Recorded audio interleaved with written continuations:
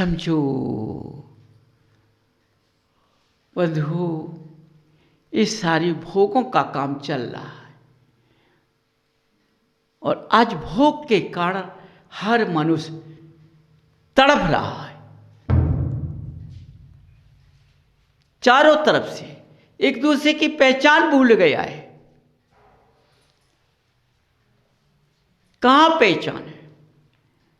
अपने गृहस्थ जीवन में देखो, यदि मैं भाई को भाई मानता, मां को मां मान लेता, पिता को पिता मान लेता, तो मेरे घरों में क्या होता? एक दशा का वास होता। एक दशा में पहचान होती है, क्योंकि योग दशा में धर्म का बिंदु होता है, धर्म में व्यवहार होता है, वो धर्म में योग होता है और योग से त्याग आता है। समझो। और गृहस्थ जीवन में भोग में धर्म नहीं होता है, माया होती है, चारी लगी रहती है, नाम का स्मरण लगा रहता है, जलन होती है, मान बैठा रहता है, साईमान बैठा रहता है, एक गृहस्थ के टुकड़े टुकड़े कर देता है। समझो, जिस तरह से गृहस्थ जीवन के अंदर मान होता है, जलन होती है, वो घर को बर्बाद कर देती है, घर को बर्बाद कर देती है, घर के टुकड़े टुकड़े कर देती है। माने यदि समूह गृहस्थ जीवन में होता है तो समूह टूट जाता है। चार धागे होते हैं, उनको एक साथ बांध दिया जाए, उनको गूंथ दिया जाए, भांज दिया जाए, तो उसको कोई तोड़ नहीं सकता है। और जब अलग अलग हो जाएंगे तो पृथक पृथक टूट जाएगा। ज्ञानियों ने सोचो, अपने ज्ञानेश्वर से धर्म को कितने भागों में बांट दिया। गृहस्थ जीवन ने घर को बिगाड़ा और ज्ञानियों ने धर्म को बिगाड़ा, नेताओं ने देश को बिगाड़ा। समझो, न उनका कुल है, न उनका धर्म है, न उनका देश है। समझो, तीनों चीज अलग अलग हो चुकी है। समझिए बंधु, कहाँ जा रहे हो? देखो, जिस बगीचे में हरियाली होती है और जब बगीचा खिलता है चारों तरफ से, जब बगीचे का माली उस बगीचा को खींचता है, कितना खींचता है कि बगीचा चारों तरफ से हरा भरा रहता है। हर ऋतु के समय हर ऋतु के फल मिलते हैं, हर ऋतु के फूल मिलते हैं, हर ऋतु के पेड़ पौधे खड़े हुए दिखाई देते हैं। बताओ, जिस बगीचे को माली सींचता है उस बगीचे की सुहावना हर प्राणी माँ देख करके उस बगीचे को खुश हो जाता है।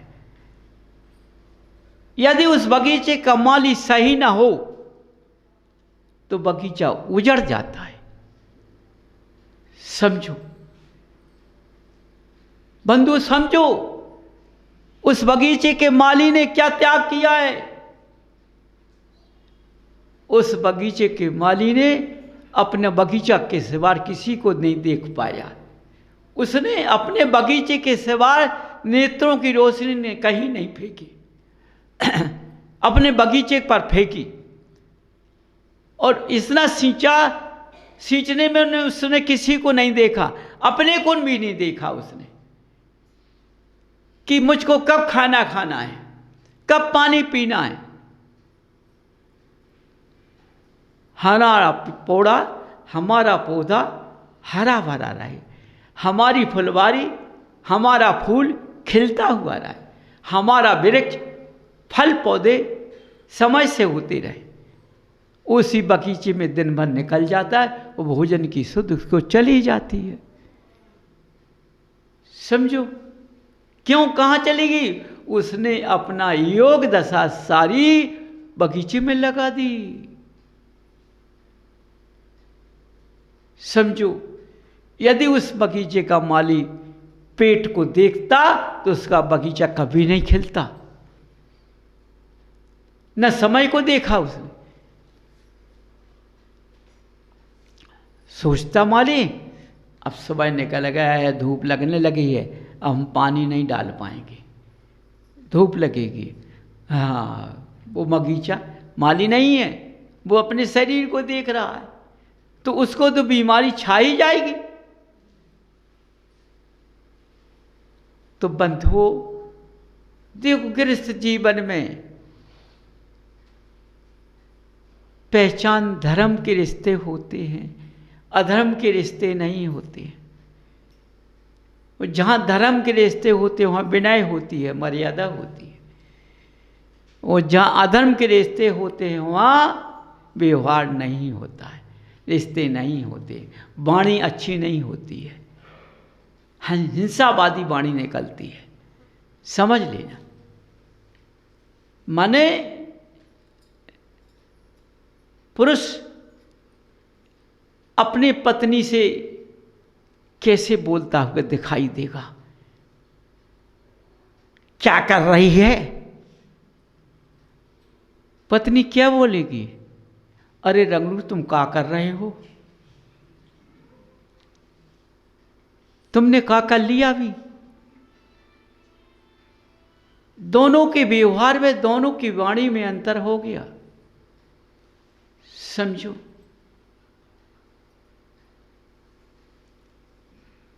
देखो जिस स्त्री ने अपने पति को भगवान मान लिया, जिस स्त्री ने अपने पति को देवता मान लिया, जिस स्त्री ने अपने पति को पति मान लिया, समझो जैसा तस्वीर का चित्र होता है, कितना सुहाना लगता है जब वो अपने नेत्रों के अंदर अपने पति के रूप को, पति अपने देवता के रूप में, भगवान के रूप में अपने नेत्रों में तस्वीर छाप लेती है, तो उसको हमेशा अपनी उसकी आंखों के अंदर किसकी तस्वीर रहती है? अपने पति की तस्वीर बनी रहती है, आंखों से तस्वीर नहीं जाती है। उस स्त्री के अंदर से कभी ये बात नहीं निकल सकता है कि तुम क्या कर रहे हो। हमेशा हाथ जोड़ के बोलेगी, प्रणत समय हो रहा है, इतना बोलेगी, अधिक नहीं बोलेगी। समझो, जो जिनदेव के रास्ते पर चलने वाली जीव होंगी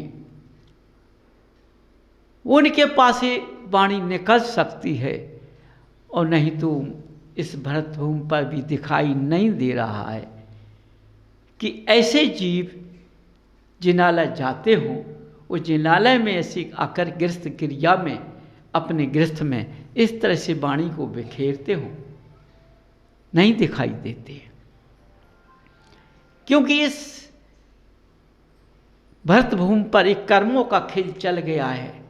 पहले भरत भूमि थी, भरत भूमि से कर्म भूमि में बदल चुकी है, अब कर्मों की मार पड़ रही है, और कर्मों में वाणी का विवेक चला गया है। किसी के पास वाणी का विवेक नहीं है, किस तरह से हमें वाणी बोलना चाहिए, चला गया। कोई वाणी अच्छी नहीं निकलती है, कसाई की वाणी निकलती है, हिंसे की वाणी निकलती है।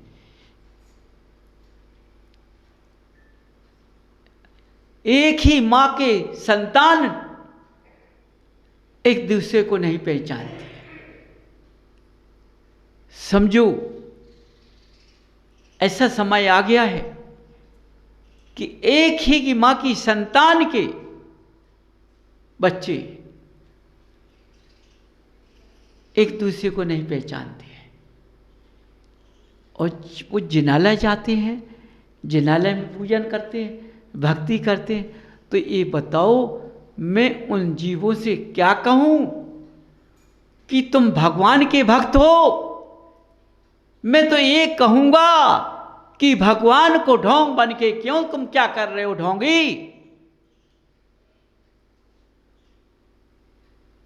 किसको ढोंग दिखाते हो? इसलिए जनमाणी बोलती है कि बेटे ढोंग का काम नहीं करना, भगवान के पास ढोंगी बनकर मत जाना।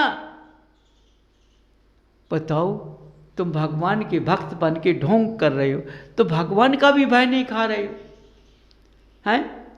हम ग्रीष्म में कैसे रहती हैं कि हमें बोलना नहीं आता है, हम एक दूसरे को चाहते नहीं हैं, और भगवान का आभा क्या निकलती है कि हमारी वाणी एक दूसरे को चुभने ना पाए,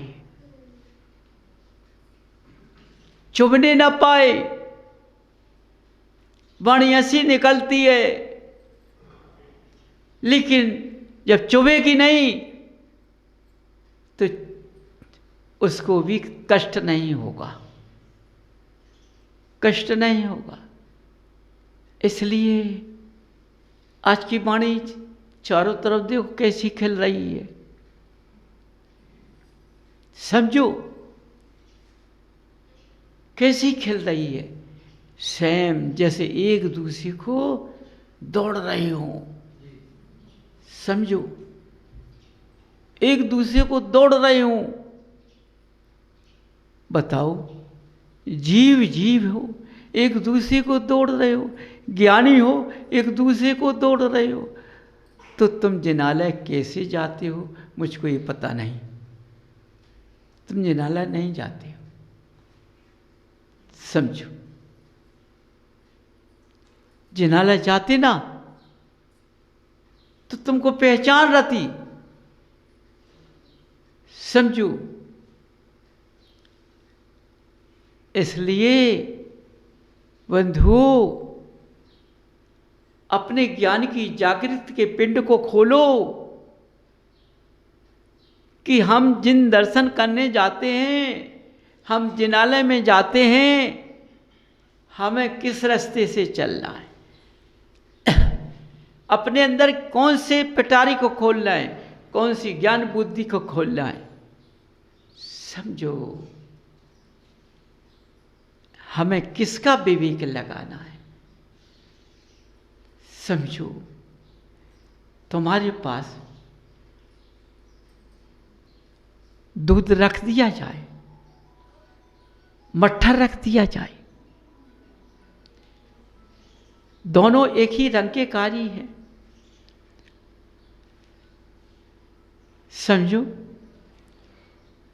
लेकिन ये कुछ गाढ़ा दिखाई देगा, वो कुछ वो भी गाढ़ा बनाओ तो गाढ़ा दिखाई देगा, लेकिन इसमें क्या स्वाद में अंतर होगा? वो खट्टापन में होगा और ये मीठापन में होगा। स्वाद से फर्क पड़ गया। तो आज का मनुष्य दूध अच्छा नहीं लगता है, आज के मनुष्य को मट्ठा अच्छा लगता है।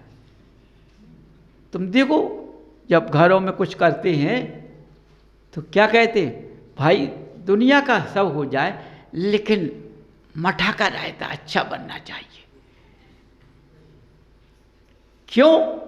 आज का गृहस्थ जीवन क्या बोलता है? हम जब चारों बैठ जाते हैं, चौकड़ी लगा के सब बैठ जाते हैं, तो जैसा मट्ठा खाने में, रायता खाने में हमें मजा आया है, जैसा हमें दूसरों की चुगली करने में आनंद आ रहा है। इसलिए मेरा धर्म छूट गया, मेरा जिनालय छूट गया। दूध में उतना आनंद नहीं आता है। क्यों? दूध खट्टा नहीं होता है। समझो, जहाँ खड्डा होता है शरीर को विकारों में फांस देता है, शरीर को कमजोर बना देता है, जाने कितनी बीमारियां तैयार कर देता है। तो मनुष्य को आज सबसे अच्छी पसंद क्या चीज है? क्यों ग्रस्त जीव के, क्यों बात सत्य की असत्य जगह? किस मट्ठे का काम कर रहे हैं? क्योंकि हमको मट्ठा अच्छा लगता है। समझो, मट्ठा अच्छा लगता है तो हमें दूसरों की बुराइयां अच्छी लगती। हम दूसरी की बुराइयों में लग जाएं तो घंटे का पता नहीं पड़ेगा कितना घंटा चला गया है। और यदि मैं दूध पीने में लग जाऊं तो बहुत कम पिएगा। बहुत से बहुत अच्छा पीते तो 1-2 किलो पी लेंगे, एक ही किलो में तो हिम्मत हार जाएगा। आधा किलो 1 किलो में भाई अब नहीं पिपता है, आधा किलो बाबा बहुत है वो मठा कितना खा जाएगा। तो चुगली में घंटा चला जाएगा और भक्ति करने 15 मिनट मुश्किल पड़ जाएंगे। 15 मिनट ऐसे लगे जैसे मैंने घंटा भर भक्ति कर ली हो भगवान की। सोचो, समझिए। इसलिए बंधुओं, अच्छे रास्ते पे हमारा भाव नहीं लगता है, अच्छे रास्ते को हमारा पैर ही नहीं उठता है। समझो, आज घर घर में चारों तरफ आज के डॉक्टरों ने